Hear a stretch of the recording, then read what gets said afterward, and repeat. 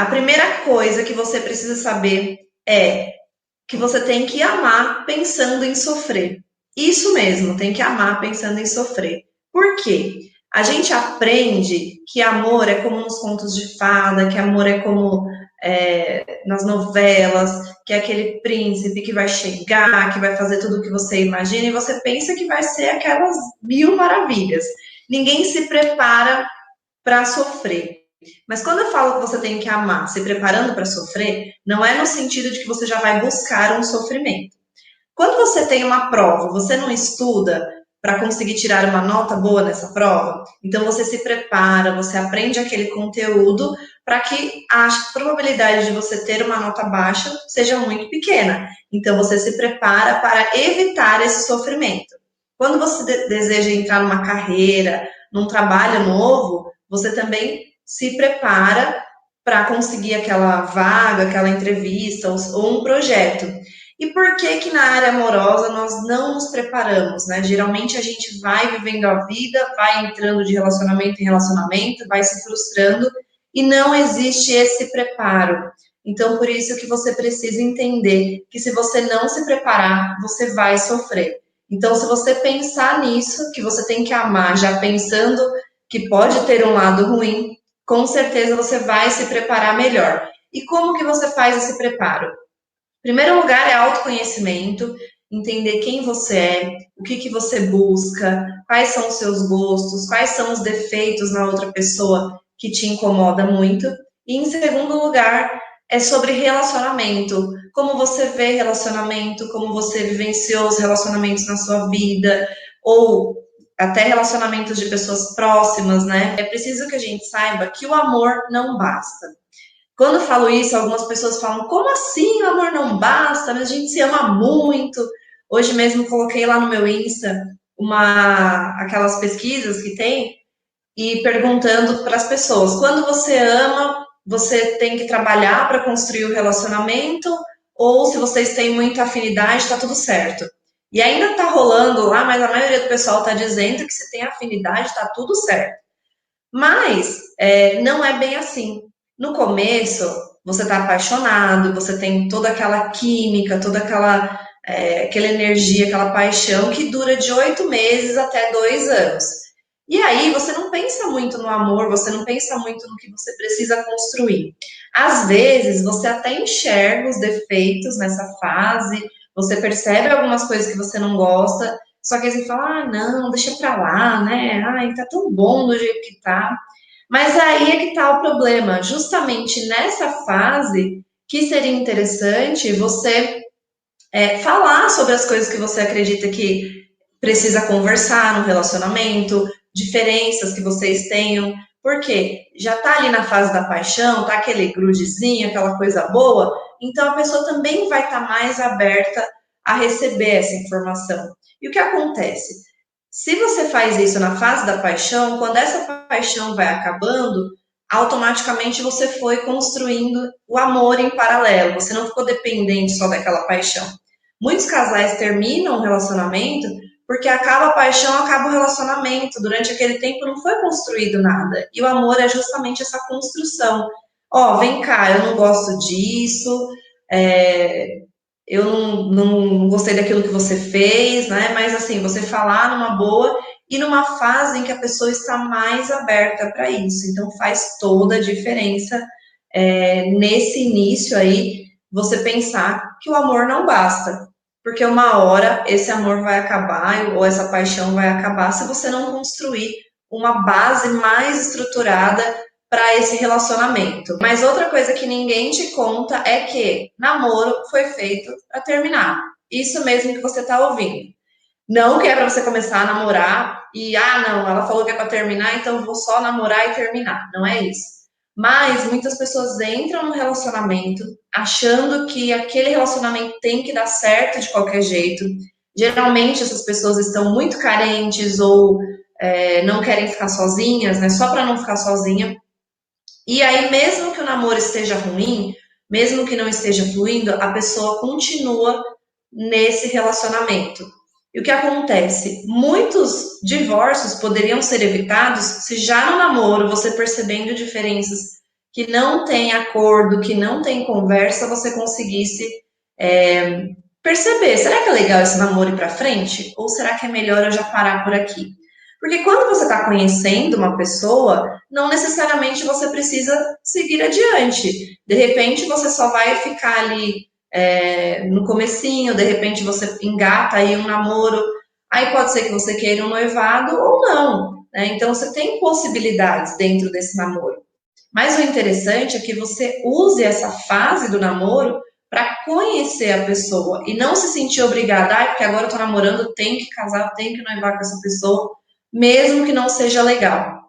E o que acontece muitas vezes é que as mulheres forçam, às vezes, esse relacionamento e depois ficam com medo de se relacionar de novo.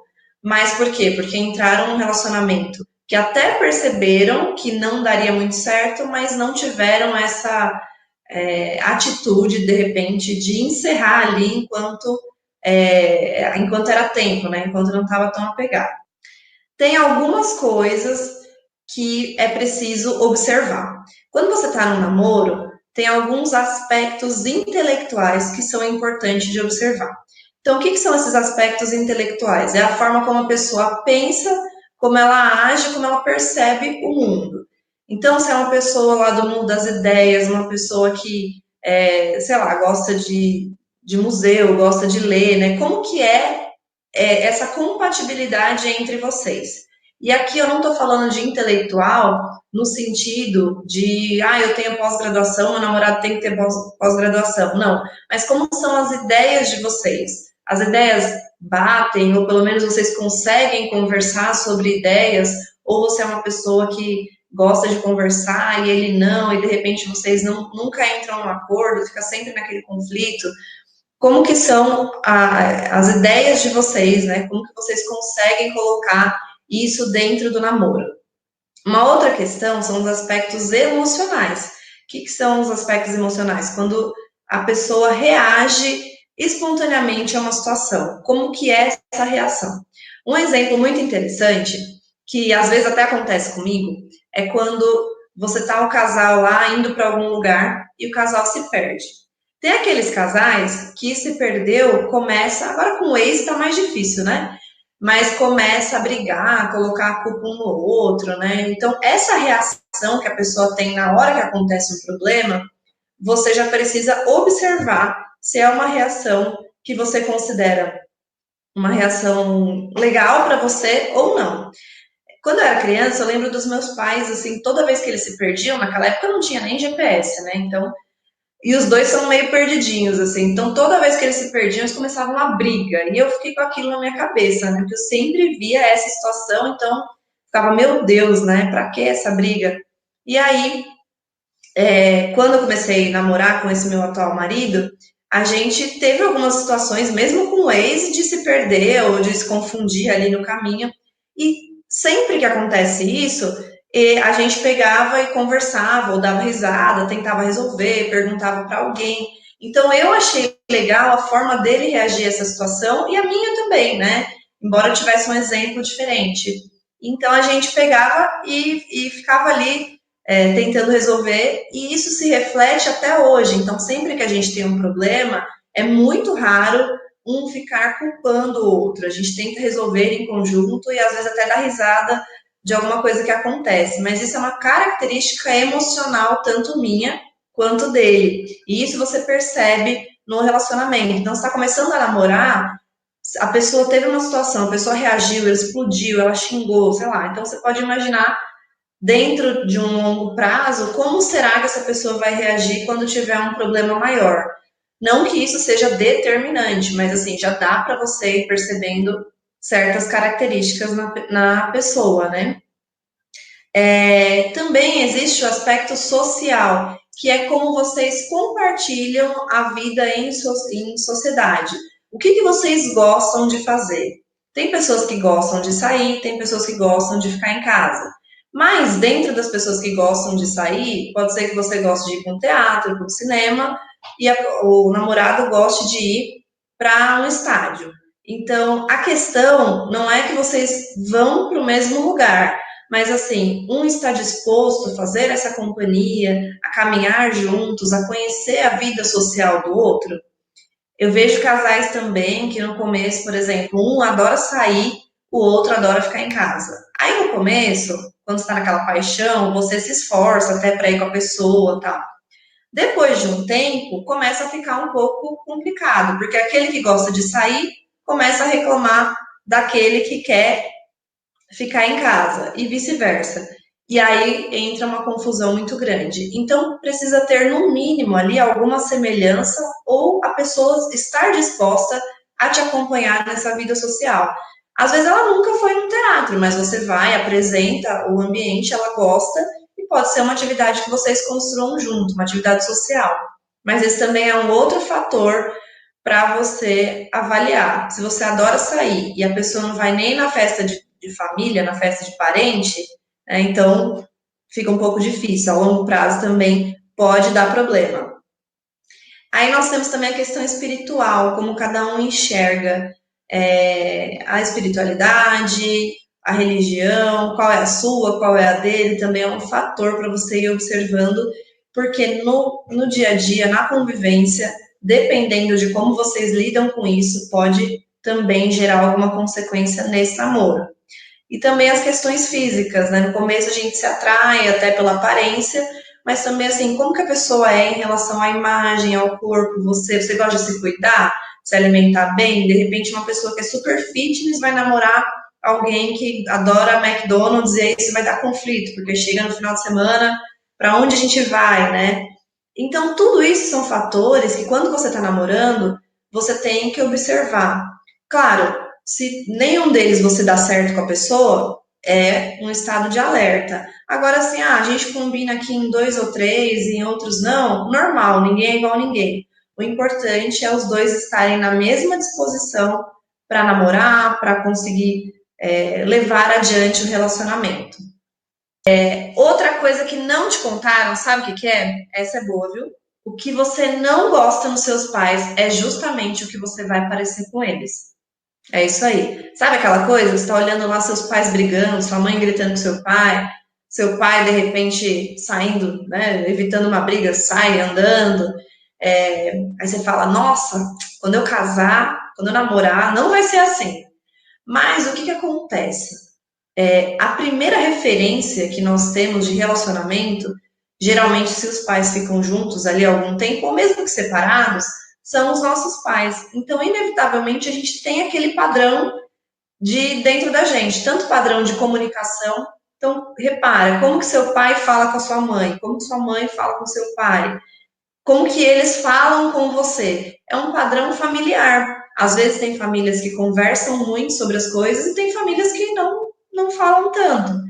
E isso é um padrão que existe. Também tem um padrão de cuidado, de atenção, como que um é com o outro, como que um cuida do outro, se são mais carinhosos, se são mais cada um na sua. Então, sem querer, mesmo que você não goste de alguma dessas características, você acaba repetindo, porque isso está dentro da sua educação e da sua criação. E aí você pode falar para mim, ah, não, mas como eu vi certas coisas que eu não concordo de jeito nenhum, eu faço tudo diferente. Mas se você está se baseando no modelo para fazer diferente, você também continua influenciado por esse modelo. Então é necessário que você faça uma reflexão. Poxa, o que eu acho legal, né, num relacionamento, num casal? Eu acho legal conversar, eu acho legal cada um ficar no seu canto quando tá bravo, o que eu acho legal?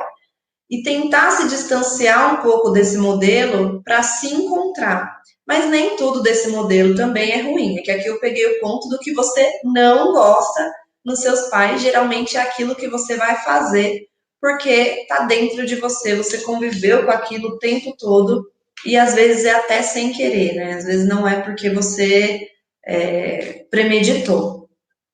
E é por isso que eu falo, a gente não pode falar de ninguém, viu, gente? Você fala das crianças dos outros, quando você tem a sua, dá problema. Então, a gente precisa cuidar. Mas é que é assim mesmo, né? Quando você tá de fora, fica mais fácil. Quando você tá dentro da situação, é um pouquinho mais complicado de lidar. O que não te contaram também é que dá para discordar sem brigar. Sabia disso? Quem aí consegue discordar sem brigar? A maioria dos casais que eu conheço briga e briga bastante. E assim, qual que é a diferença de um casal que consegue discordar sem brigar para aquele que briga? Conflito faz parte da nossa humanidade. Todo ser humano vai ter conflito, ninguém pensa igual. Mas o conflito você tenta resolver, você tenta chegar num acordo, num senso comum ali que fique bom para as duas partes. Quando você começa a querer empurrar a sua opinião, querer que o seu jeito seja feito, enfiar ali meio que goela abaixo, isso não é uma forma muito madura de resolver a situação. A pessoa imatura, geralmente, ela quer provar para ela mesma que ela está certa, por isso que ela insiste tanto em provar para o outro. Na verdade, ela está provando ali para ela mesma.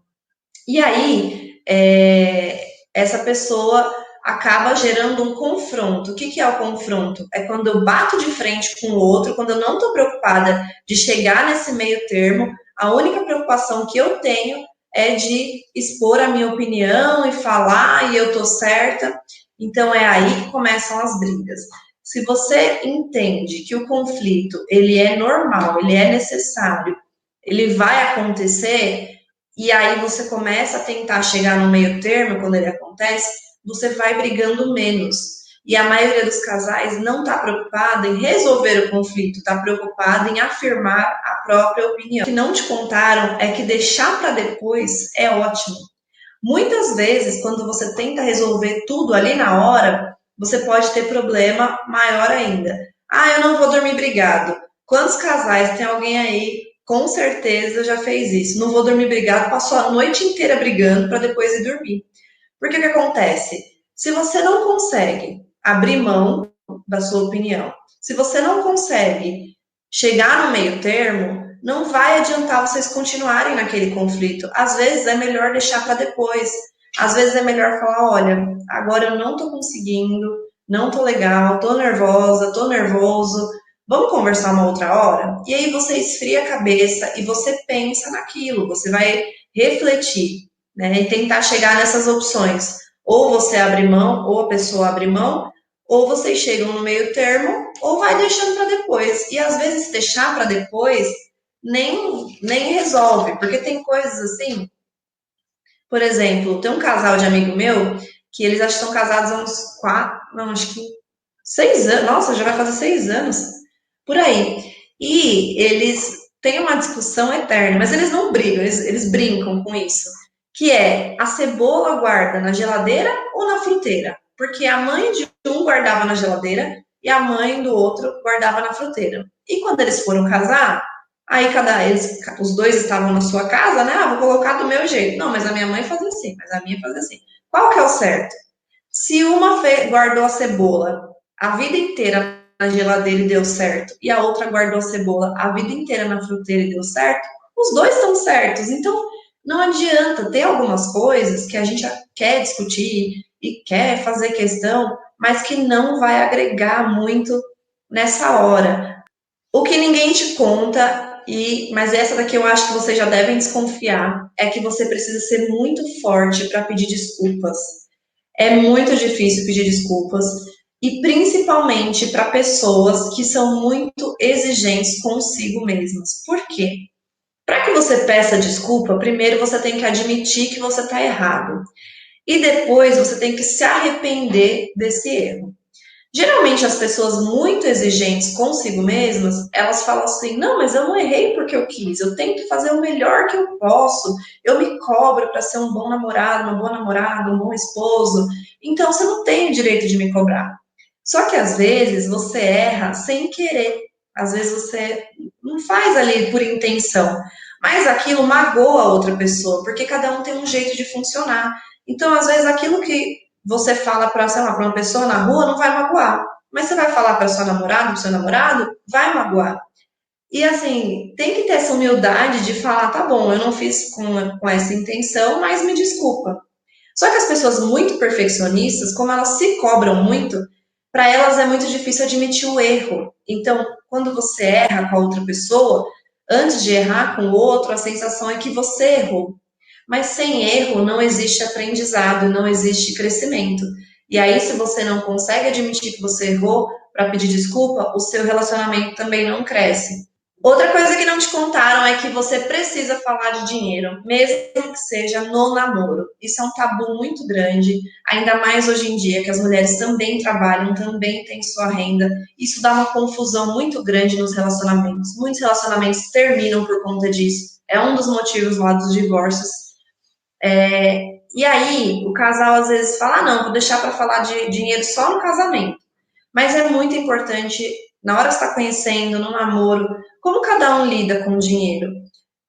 Que nem eu falei, cada um tem uma educação, cada um tem um modelo lá de família, de comunicação, e cada um tem um modelo de lidar com o dinheiro.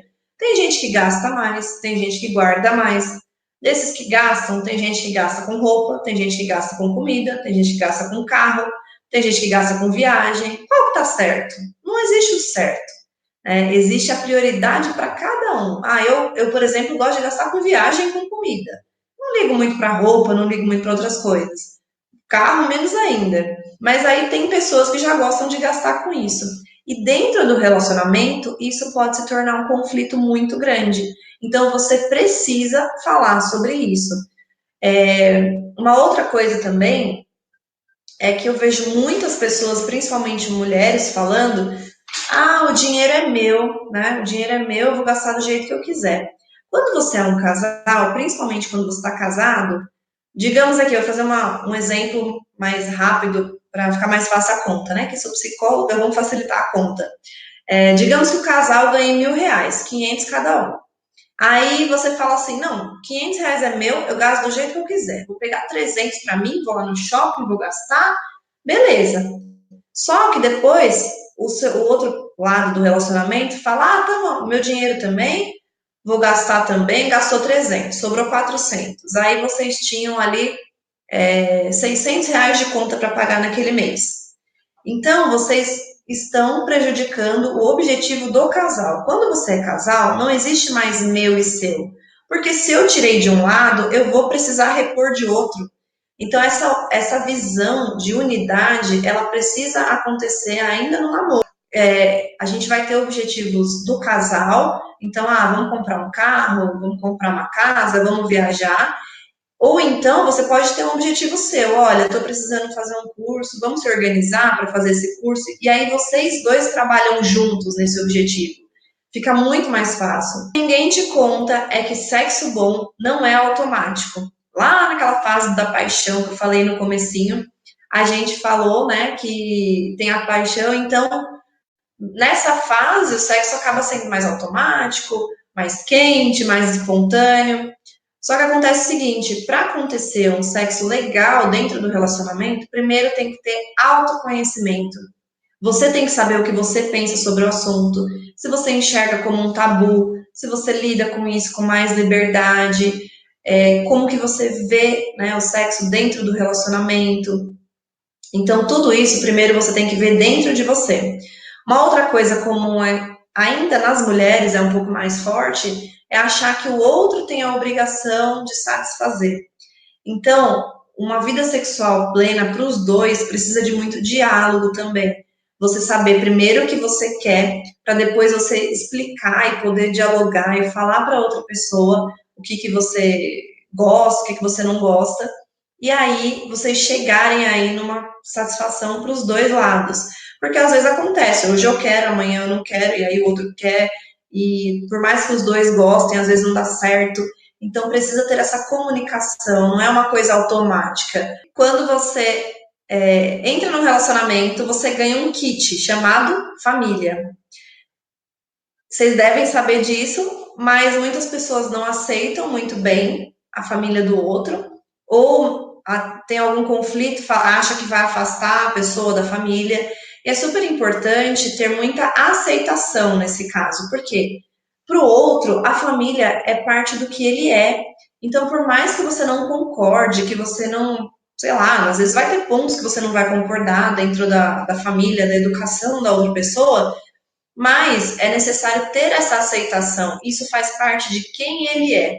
E quando você aceita, você até passa a enxergar com mais compaixão, com mais empatia a família do outro e conviver melhor. Por que é importante saber tudo isso que eu tô falando para vocês, que ninguém te conta?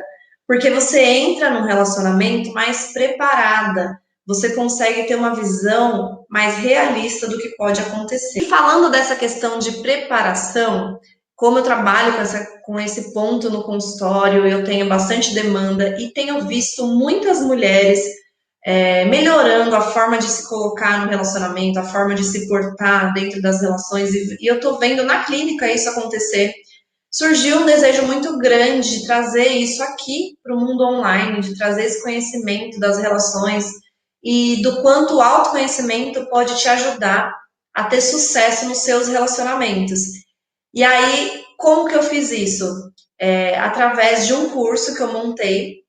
Eu quero falar um pouquinho dele aqui para vocês, que é o Amor Valente, e vou explicar como é que funciona, como é que vai ser, todos os detalhes aí para vocês entenderem a minha ideia, que é para trazer esses resultados que eu tive lá no consultório aqui para o mundo online, para quem quiser fazer, mesmo que não esteja perto de mim. Ele é feito para você que não aguenta mais, né, ficar em relacionamentos com decepções, vivenciar medos que te assombram de relacionamentos passados e que deseja ter relacionamentos felizes e ser corajosa no amor, ter essa coragem de se lançar ao amor. Então, esse curso é para você.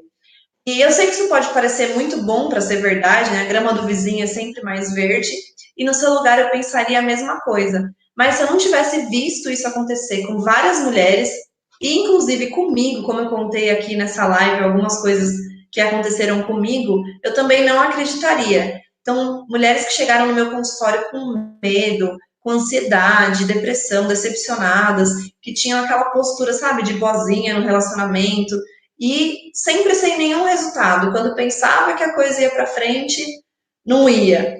E saindo de lá transformadas, mais firmes, mais convictas, sem medo, né, de relacionamentos e começando a atrair pessoas que valorizavam elas desse novo jeito que elas estavam. Então, conforme elas foram se valorizando, elas foram atraindo pessoas que as valorizavam também.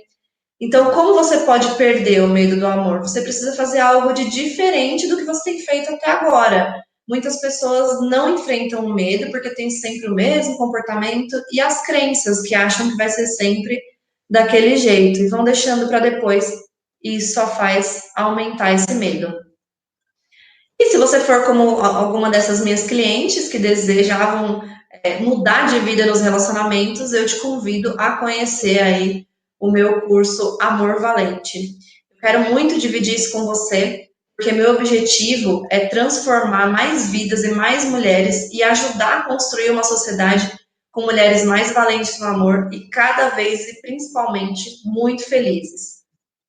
Para tudo existe um aprendizado. Quando a gente vai andar, comer, falar, a gente precisa aprender. E para relacionamento não é diferente, como eu falei no comecinho dessa live. Você precisa se preparar e aprender para se relacionar melhor. E como que você vai fazer isso? Através de autoconhecimento e do conhecimento de estratégias que funcionam na maior parte dos casais. E no meu curso Amor Valente, você vai aprender sobre tudo isso. Vai ser 100% online e você pode adequar aos horários que você achar melhor para assistir. Eu vou te acompanhar durante um mês. E quanto vai custar, gente? Antes de eu falar quanto vai custar, eu queria saber de vocês, né? Quanto você acha que vai custar não fazer o curso? Não se conhecer? Quantos relacionamentos será que vão passar por você e você vai continuar sofrendo? Continuar vivendo com medo de se relacionar, olhando os outros casais e pensando, nossa, por que comigo não dá certo? Ficando ansiosa, triste, angustiada, assim como as minhas pacientes. Isso não tem preço, né? Passar por tudo isso. O pior é que quando você sente tudo isso, você acaba até atrapalhando seus outros relacionamentos, né? Eu não estou dizendo aqui que você precisa necessariamente ter um relacionamento para ser feliz. Muito pelo contrário, você pode escolher não querer se relacionar com ninguém. Mas você precisa estar feliz se você quiser estar num relacionamento que dê certo. E quando a gente entra buscando no outro que ele supra as nossas carências, tem tudo para dar errado. Então, esse trabalho de autoconhecimento é fundamental para que você tenha sucesso nessa área. Aí, se você falar, mas agora eu não posso, né? Não estou podendo. Você já pensou nas consequências daqui a 5 ou 10 anos? Se você não aprender isso agora, como será que você vai estar caso você não faça esse processo de autoconhecimento? Eu vou falar por mim, que eu tive vários relacionamentos que não foram legais, que eu tinha vários desses problemas que eu falei para vocês. E enquanto eu não entrei num processo de autoconhecimento, mesmo eu sendo uma pessoa da área de autoconhecimento, mas a gente precisa desse conhecimento na nossa vida. E quando eu mudei, eu encontrei uma pessoa legal e consegui manter ao meu lado. E eu acredito que se eu não tivesse feito esse processo de autoconhecimento, pode ser que até hoje eu tivesse com aquela sensação de tristeza, de incapacidade de estar com alguém e achar que só o meu profissional dá certo, minha vida amorosa não dá. Eu digo por mim que é um reflexo que a gente precisa pensar daqui 5 anos, né? Como será que você vai estar se você não trabalhar esse ponto agora na sua vida?